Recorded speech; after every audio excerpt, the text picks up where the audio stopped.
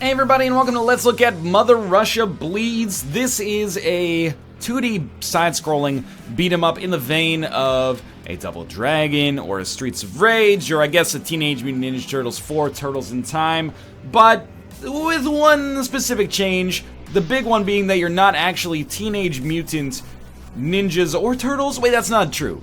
You might be a mutant. But anyway, this is a $15 game. It just came out on Steam during the PAX experience, so I was away when it actually came out. Published by Devolver Digital, who of course we cover a lot of their stuff, and developed by Le Cartel.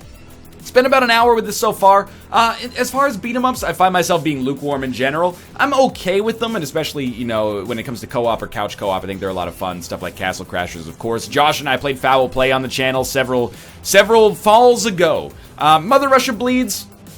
Some good stuff, some bad stuff. I'll talk about what I like and what I dislike as we play through a little bit more here. We will go for the story, and I think we're gonna play... I've only done the tutorial in the first 2 levels, because the second level really kicked my ass. And the first level, I think, is what we're gonna do here, just to make it a little easier on myself. But I have, you know, gotten to the 3rd level out of 8.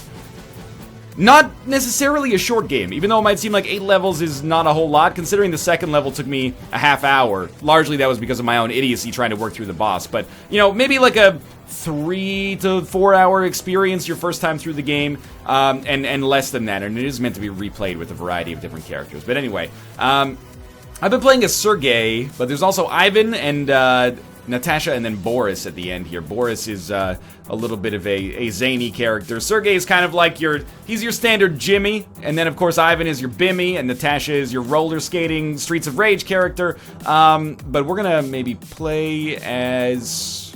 I'll play as Sergey.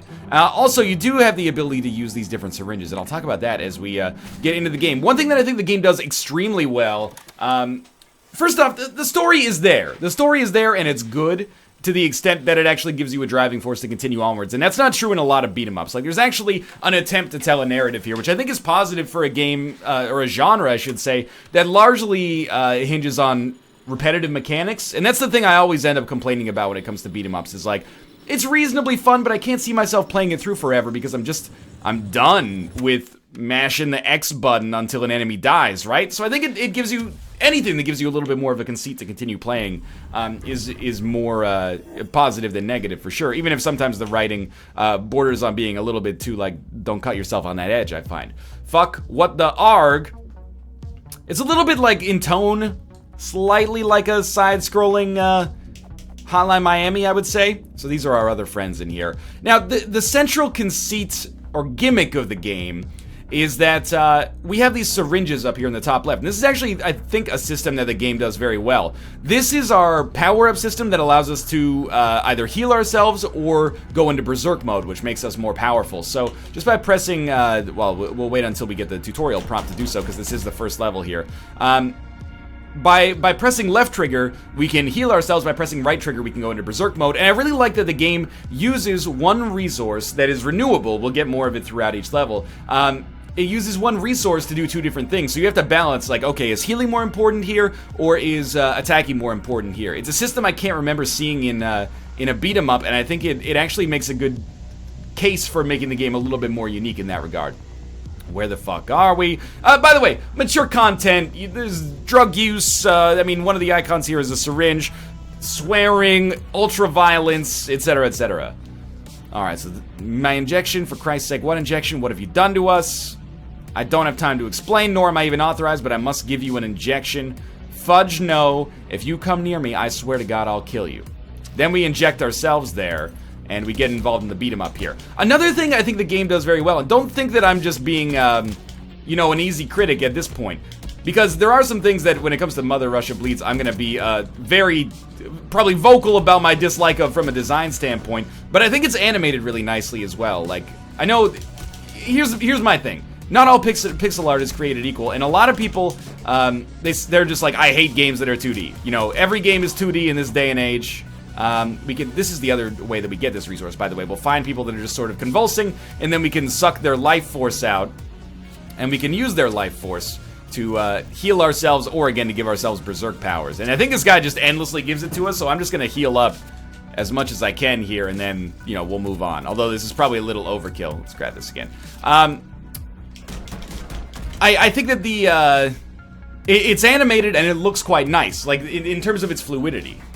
Let's, Berserk here. So this is our Berserk mode. It doesn't just look like, you know, we made a new Super Nintendo game, is what I mean. And that's not always a bad thing. There is some screen shake and some stuff like that that other people might not necessarily be into as well. And some visceral grossness. The heck was that? Just a dream?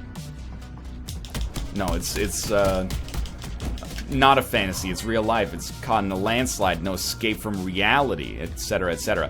We also have a weapon system in the game. So that's the stuff that I like about the game, and beyond that, the combat system and the combo system, rather, is also fairly fluid. Like, you can get into some cool sort of, like, you know, Fists of Fury sort of business the further you get into the game, and really it feels satisfying to rattle off, like, a 70-hit combo. It's not quite like just, you know, reaching that level where you're mashing the button like crazy and, you know, you feel like you're the strongest superhero in the universe.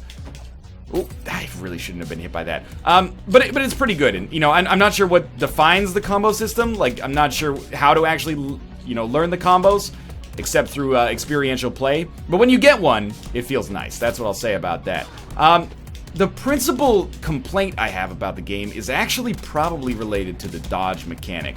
I find it a little finicky. Maybe it's just that I'm super terrible at it. Might as well heal up a little bit here. But the dodge mechanic, I'll show it off here in just a second, but it's mapped to your, right bumper. Well, it looks like we're not going to show it off. Let's see if we can dodge this guy. And I am using the controller for this just because I, you know, grew up in the 90s. It's a little finicky, and especially on some bosses, I find that it doesn't work as reliably as I'd like it to. And unlike something like Enter the Gungeon, it doesn't give you, I think, a great visual indication of whether or not you're invincible during your dodge roll, or whether it's really just used as a space creator or a gap closer. We will have to kill these enemies eventually, so we might as well do it now. And you know, some of this is a little ridiculous, but let's heal up and then go berserk. I think that like that's a problem, that the dodge mechanic is not really that satisfying, and I think you know, in a game where combat is so important, that is kind of a principal element of things that does matter to me. Is the flow of combat important, or is the flow of combat well done? And I think from an attacking standpoint it is, but I don't really feel like you get into that fluid sort of like Arkham Knight style combat, which is admittedly of a different genre. But you know, you're not like throwing off like a 10-hit combo and then executing a dodge properly, at least I'm not, and then chaining together like a 100-hit Shadow of Mordor style combo that makes you feel like you're a badass. Maybe that's not what they were going for to begin with. At the same time, I think I would have preferred if it had a little bit more fluidity to it as well. But it definitely, it comes across more like a traditional beat-em-up, where you are just dealing with hordes and hordes of enemies and just basically smacking the shit out of them, moving, you know, up or down in your lane, and then doing more of that. Which, again, not bad. Wears its influences on its sleeve without a doubt, but at the same time, would have preferred maybe a little bit more of a modern take on things. Let's see if we can get any extra life force here. That's just what I'm gonna call it, as life force. This poor pig, man. Also, you know, the story, I guess we can use pig life force as well. I did not realize. The story, again, I appreciate that it's making an effort, and that sounds like a super backhanded compliment. I really don't mean it as such. But it's not really my cup of tea, you know.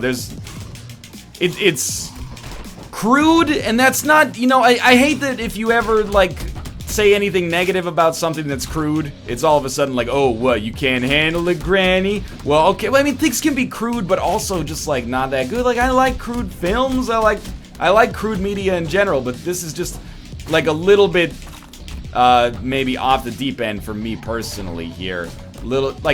I also hate on the flip side, I hate the criticism of just calling something edgy and then being like, ooh, don't cut yourself on that edge, even though that's literally what I said earlier. But for whatever reason, I haven't found the story that engaging. And an element of that might contribute to that is the fact that it gets quite hard. At least the second boss was very difficult for me. Just kind of like a pseudo puzzle boss that you may figure out faster than I did. It also has like a recurring cutscene in advance of that boss, and even though I died many times, I had to watch at least part of that cutscene over and over and over, and I was just like, man, this is extremely annoying. So if there was ever a tolerance for me to enjoy the story, that might have killed it. And I see this come up in a lot of Steam reviews, and I very much agree myself that the decision to make it so there were unskippable cutscenes, at least on the first playthrough, and then also on every single death that you have in some certain like set piece areas in the game, is a little bit baffling to me. I imagine that's something that's relatively easy to fix, and I know that they're releasing their first patch maybe this week, maybe even by the time this video comes out, but at the same time, the version that I'm playing right now can be a little bit cumbersome for that, but you may actually not see it, depending on how things go. But we can play a little bit of the third level, I guess, and try things out. But overall, I'm having a pretty good time with it. It kind of falls into that that beat 'em up zone where I'm like, it's fun. Is it fun enough for me to really beat? No, without online co-op, not really. We are coming up to the boss fight here, so this is going to be like a 7-minute level. And this boss fight actually requires the use of the dodging mechanic, so, or at least incentivizes the use of the dodging mechanic. I should clarify, by the way, that it doesn't have online co-op. I know it has 4-player local, but I should make sure to check that out on the menu. Because if it does have online co-op, this might be something we see on the LSS. Also, I hated the fact that we had some, there we go. We had some, like, flashing lights there. Just the kind of thing where I'm like, don't mess with my vision, man. I don't even have, like, photosensitivity. It's just, I'm sensitive that some people do, and also, it's unpleasant for me personally. So this guy takes syringes. Oh, that was bad. When he takes syringes, that's when you get your window to attack. So I think he gets 2 attacks, and then he has to drug up again. At which point, we will drug up, and then dodge the heck out of his way. And if we ever need new life force, I believe we just crack these pigs on the head, and, you know, one of them will hook us up. Not good. It also does, and this is a relatively, you know, ubiquitous complaint with beat-em-ups. I prefer beat-em-ups that have a lane mechanic, which not a lot do, but the upcoming game Viking Squad does. So I can actually see, like, where I am vertically. There's nothing more frustrating for me in a beat-em-up than being like, I think I should be hitting this guy, but for whatever reason I'm actually not, because I'm just slightly askew from the angle that he's on. I don't mind that the enemies don't have health bars, though, or, like, the bosses don't have health bars. That seems, like a relatively minor complaint for me, personally. I think we're about to kill him, actually. I didn't get any extra, you know, syringe-level resources, but we still got him there. Okay, this boss, relatively easy. We'll give him a little flying jump kick. Man, he scared the shit out of me. What the hell was that thing? Well, I can hear the surface now. There's got to be a ladder somewhere. And then we go up to level 2. See how we did here in terms of points. 9,259. If you're into score attack, you know, that exists for you here. But it's not the kind of thing that I'm particularly invested in. Rather than just going straight into Chapter 2, let's move on to Chapter 3. And you'll see that the game gets a little bit more challenging. We'll go back to the main menu here. And let me just confirm something I should have done in advance. Story, arena, story. Okay, arena is the one where basically by doing these levels in arena, you unlock new syringes. And these are essentially, I think, just survival. So I don't know, why don't we try doing like a level 1 arena play instead of just jumping straight into another level. And let's play as Boris this time. And we should be able to, if we do well enough, we should be able to unlock new syringes, and maybe we'll try that out and see how that affects customization. I really think that that is the principal element of the game that interests me, is the fact that I actually really like the mechanic of having different syringes that you can use depending on your playstyle. I think that's a positive thing for the game. And while I don't find myself liking this as much as maybe I liked. Oh, that was a stupid decision on my part. As much as I like something like Foul Play, I still think that Foul Play came out a few years ago. So, 3 years ago, I think. So, like, there's plenty of room for more beat-em-ups out there. And I will say as well, it tends to be a genre that I'm not necessarily a huge fan of regardless. So if you find yourself being a huge fan of beat-em-ups, I think you're going to be much more likely to enjoy the game than I did. And even I enjoy it decently. I just don't, I don't see myself playing it, on the regular. I definitely don't see myself taking it through to, you know, completion here. But that's not to say it's bad. Now, let's berserk up here a little bit. I think you have to get to wave 10. So we should be maybe saving our life force and grabbing as much life force as we actually can from these other enemies as well. And I'll admit, maybe to some extent what you see is what you get. I am spending a lot of time just mashing the X button when I could be getting into some more advanced sort of combo systems here. Let's see if we can make that happen. Like, let's save our life force. Grab this guy, headbutt him a couple times. Throw him over there. Did he die? He may not have died. I hate these rats, dude. Oh, this guy's still left. And there is a little bit more of a nuanced dodge or block mechanic as well. You actually can basically parry throwables. So if somebody's going to throw something at you, I know that this guy's giving us some syringes, but we can't really do much about that. There is a little bit of like a crowd management as well, because you're like, I want to get this life force, but if I go pick it up, these enemies are going to hit me. So there's a challenge involved there. I think that is actually extremely well done. Like, this game definitely excels from a gameplay standpoint. Oh, Boris can just pick enemies up right off the bat. Usually you have to, you know, punch them first, maybe stun lock them. Okay, this is ridiculous. Let's berserk up. We can take that bat if we want it. Anybody on the ground want to give me some life force? Can throw that as well. But, oh, that's what I was gonna say. There's like a throwable, there's a catchable mechanic, I should say. Okay, I have too many rats on me. There we go. Now I got hit and knocked the rats off. Hopefully that's not the only way to do that, or I'll be very disappointed. That's gonna kill me. Damage over time. There we go. Wave 4. I would say that is not very good. 3,351. Okay.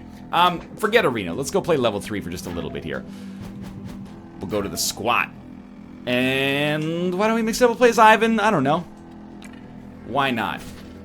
I kind of prefer to have some kind of mobility, but I really think that Mother Russia Bleeds is not far away from being a really cool beat 'em up. I wish the dodging mechanic was more satisfying, but it is, I guess, classic in this sense. Hey, man. Shit, it's been ages. Spare a smoke for an old pal? Dude, instead of begging, tell me what went down here. This whole place is wrecked. Huh, oh that. Man, that's ancient history. I guess you went on an extended vacation or whatever. Ha ha. Yeah, it was that gang of skinhead chicks. Whole bunch of them came, took over the area. Then they started passing out necro. But haven't you tried to drive out the dealers? You know, take back the camp? Oh sure, Vlad's trying. Started a revolution or some crap. He's been recruiting people for weeks now. You should be able to find him at the train station. I had to tell him to fudge off. Guy gives me a nasty headache. Alright. And we're going, like, we've been experimented on, and there's kind of like a horror sci-fi element going on here that's quite visceral, in case you can't tell for yourself. Alright, let's do this. Don't make me fight the dogs, man. I already have a reputation in these, like, Fallout games for being a canine hater. It's not the case. I'm a friend of the animals. If I could talk to the animals, learn their language, imagine how amazing that would be. Okay, also, these dogs are, like, straight up the most annoying enemy I've ever seen in this game. And I say that as a person who very recently fought against rats. The stunning is a little ridiculous. And even with Berserk, I'm like, just let me land one hit, please. There we go. Hopefully I was gonna say, hopefully we never see dogs again. Clearly that's exactly how this worked out. And I will say, you know, the violence in the game doesn't necessarily bother me, but at the same time, probably be aware that, I don't know, this is maybe not a game for your 4-year-old. There's some mature content warning involved here. Okay, one dog, not that much of a problem. Several dogs, a sincere nuisance, without a doubt. I also always get the creative bonus. Oh, that guy is just like torn up. Okay, ladies, shut your traps and listen. That's very offensive. The Bratva wishes to congratulate you on a job well done and junk. You have the boss's permission to use the gym. We even planned a little shindig for you. You'll see we haven't been jerking you around, but be aware some dickhead's expected to show up soon, and we want him alive. You hear? You run into him, bring him straight to us, all right at ease. I haven't really figured out what's going on story-wise yet, but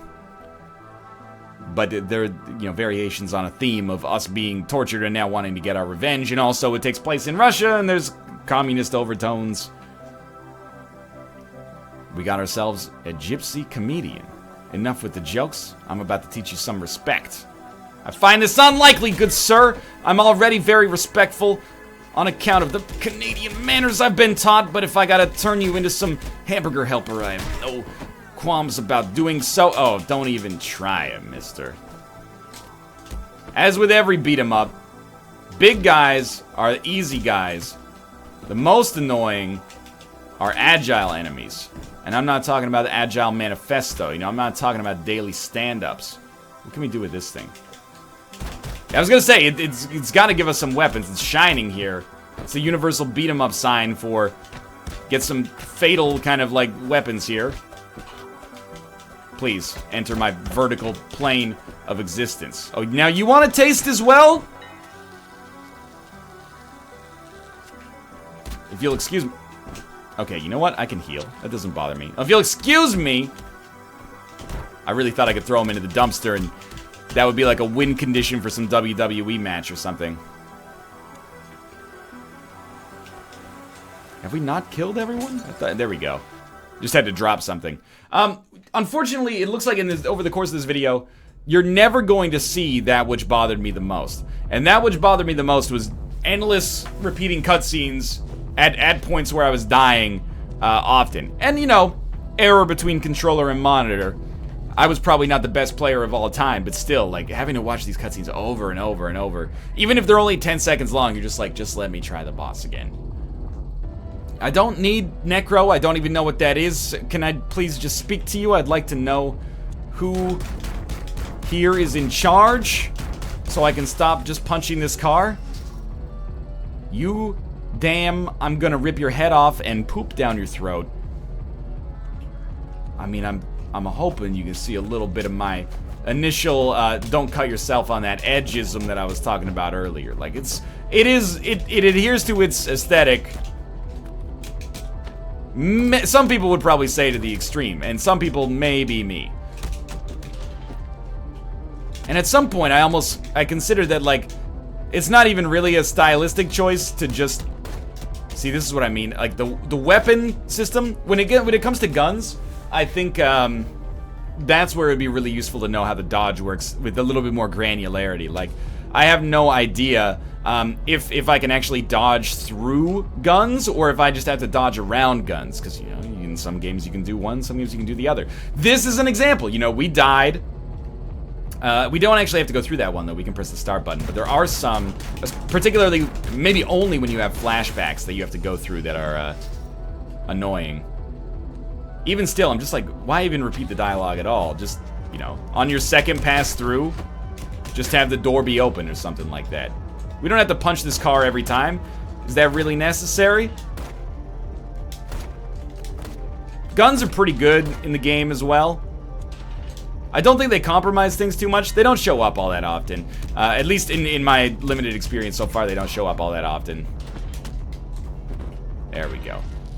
And again, I think for all the negative stuff I've said, I hope it doesn't come across as too negative, because I've had a reasonably good time playing Mother Russia Bleeds.